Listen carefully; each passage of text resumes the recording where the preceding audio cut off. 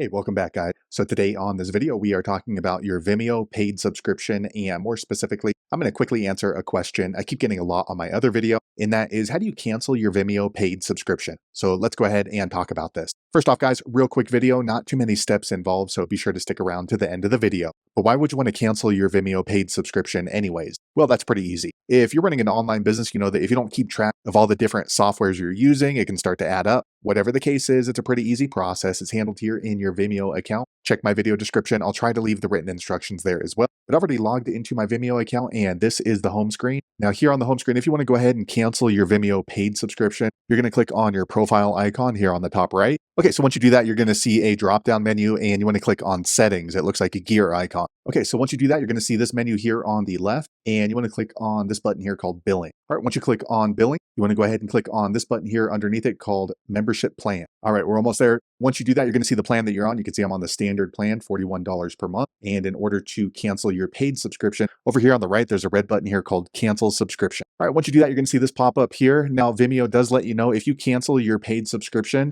you're not getting a refund. What's going to happen is you're going to continue to be able to use their service up until renewal date, and it's going to stop it from renewing on the next billing cycle. If you're okay with that, go ahead and click on turn off auto renew. Okay, a quick second later, the page refreshes. Now you can see here in the center, it says subscription end date, and it lets me know when my paid subscription with Vimeo is going to end. So there you have it, guys. If you're wondering how to cancel your Vimeo paid subscription, that's the easiest way I know how to do it. If you know an easier way, be sure to leave a comment below. Let the rest of us know how you did it. Hopefully you found that video useful. If so, click thumbs up or maybe consider subscribing to my channel, and I hope to see you on the next video. Thanks again for watching.